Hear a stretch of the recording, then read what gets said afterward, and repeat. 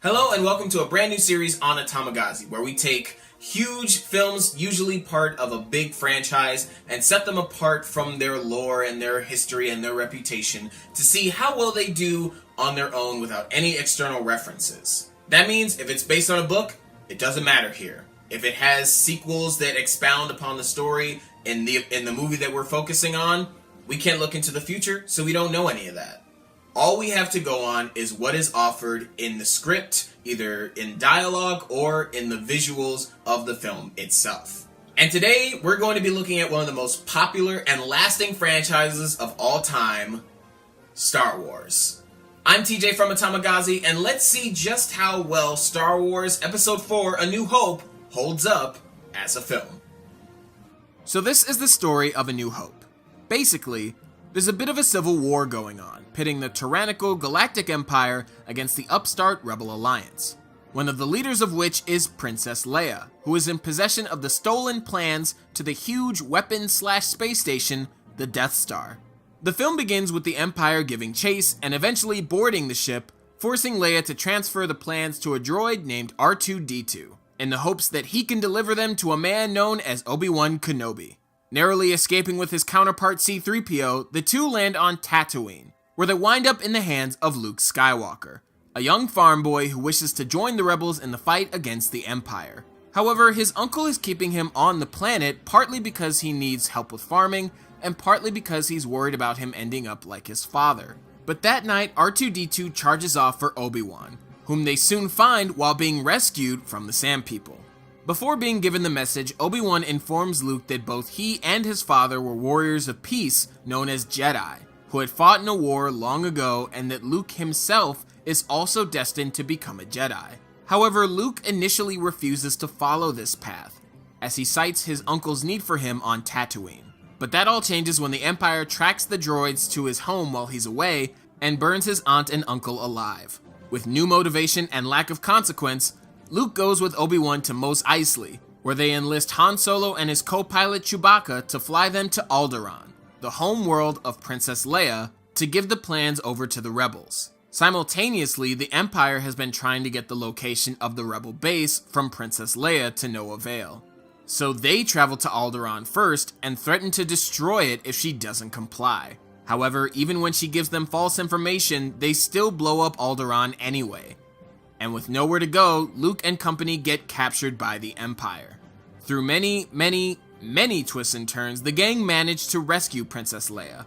Though in the midst of the escape, Obi-Wan allows himself to be killed by his former apprentice, Darth Vader, who has pretty much been the figurehead for the Empire throughout the movie. Evading pursuing attack ships but still being tracked by the Empire, the gang head to the rebel base with the Death Star plans and prepare to mount their attack. The film builds to a head as the rebels attempt to take out the Death Star before it can destroy the rebel base, and effectively the Rebel Alliance, once and for all. So, as a story, it's okay. Pretty basic, but that was what Lucas was going for, taking inspiration from classic story archetypes and old space serials he watched growing up. Crap, I'm not supposed to know that. This is hard. Okay, so forget that. Forget that I said that. The story is basic, yes, but it should allow for better accessibility and lasting iconic characters. Oftentimes, the best stories, even in film, are ones that are tried and true, basic, and at their core, simple. And simple stories are also the best at being relatable, so a basic story isn't a deal breaker. That sentiment isn't shared with the presentation, however.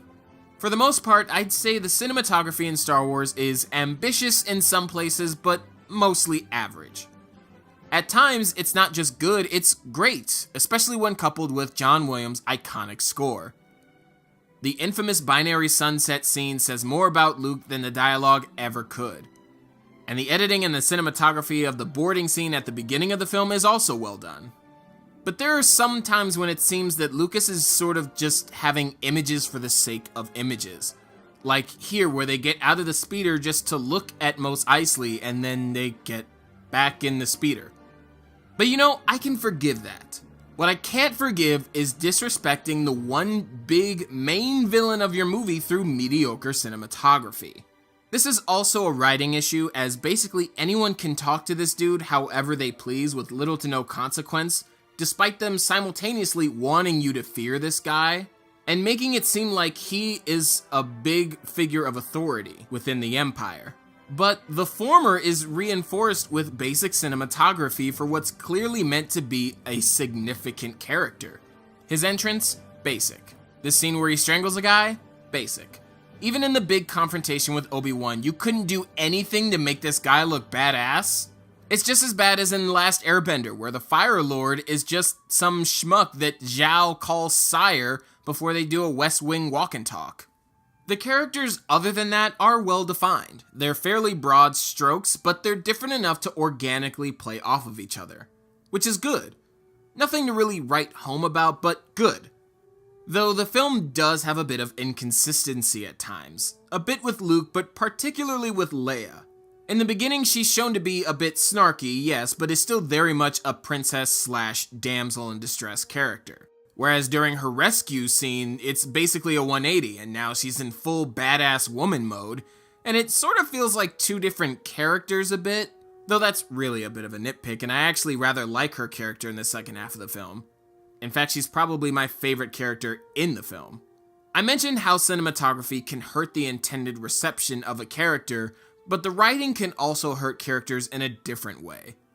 Mainly here, too much is said and not enough is shown. We're told both through dialogue and through visuals that Luke takes Obi-Wan's death hard, but we're never really given a reason as to why. There was never a moment in the script that suggested that these two had a uniquely strong bond. Not to say that they have no bond, but come on, Luke reacts stronger to his death than the death of his own family. Yet we aren't really shown beforehand that Luke has a special relationship with this guy he presumably met officially earlier that day. It's hinted that maybe there was a longer relationship between the two, but regardless, there's no real reason for Luke to take the death so hard, other than Lucas wants you to feel bad. Another issue is just more of the script not following through with the relationship between Han and Luke.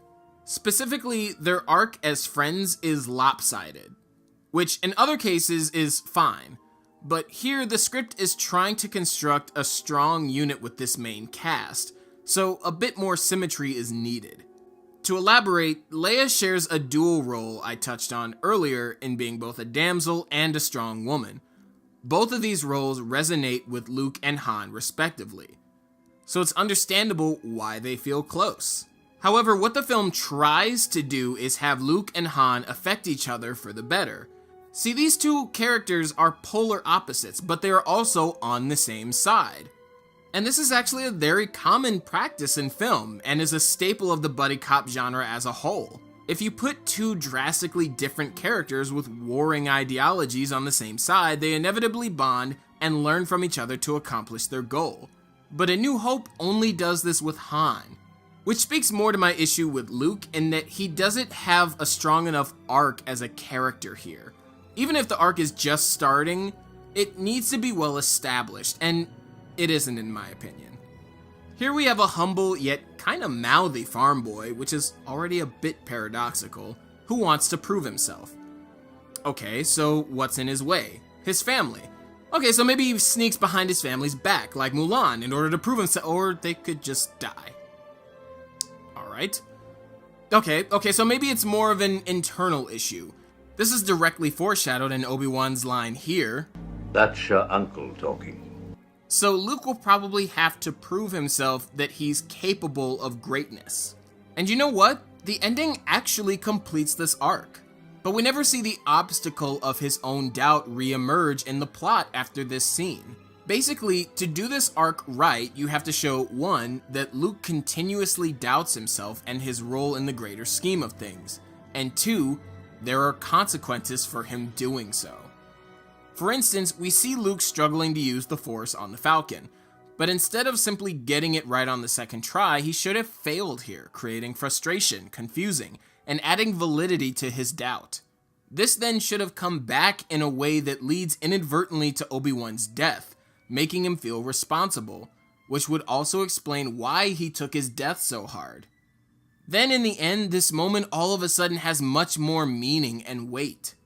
That way, Luke not only redeems himself, but has also finally accepted his role in the conflict and is on his way towards fulfilling his ultimate destiny of following in Obi-Wan's steps as a Jedi. But honestly, the characters are fine. This is more me pointing out things that I noticed. Let's get to what the film really gets wrong. The worst part of this film is a triple whammy that can be summed up in one word: pacing. This film is boring at times, and there is absolutely no reason it should be. However, when you combine scenes that drag, pointless and laughable scene-to-scene editing, and writing and directing that muddle what should be awesome characters and scenes, it nearly puts me to sleep. And Star Wars is my favorite franchise of all time.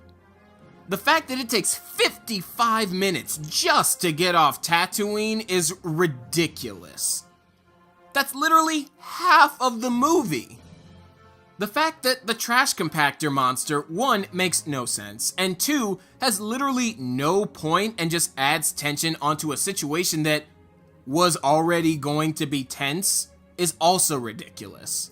And A New Hope is chock full of scenes that are pointless and could have been cut, scenes that go on too long, and scene-to-scene editing that makes the film feel longer than it should. And it sucks, because we could have gotten more interplay between the characters instead, but we just didn't. Now, I've been pretty hard on A New Hope, but it's tough love. And it's just my opinion as someone who is obsessed with story and filmmaking and loves to pick apart film. That's why I started this series in the first place. But let me leave with what the film does great.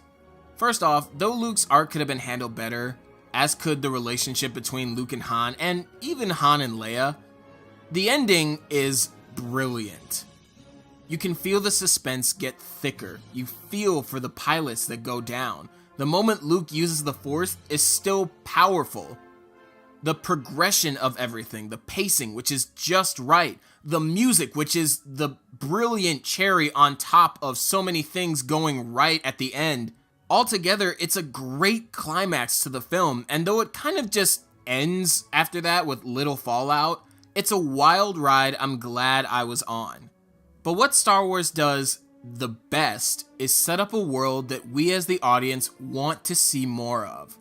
The characters, though they could have been done better, are still great starting off points. What this story conveniently leaves out will likely be addressed in the inevitable sequel, and I cannot stress enough how much I love this franchise.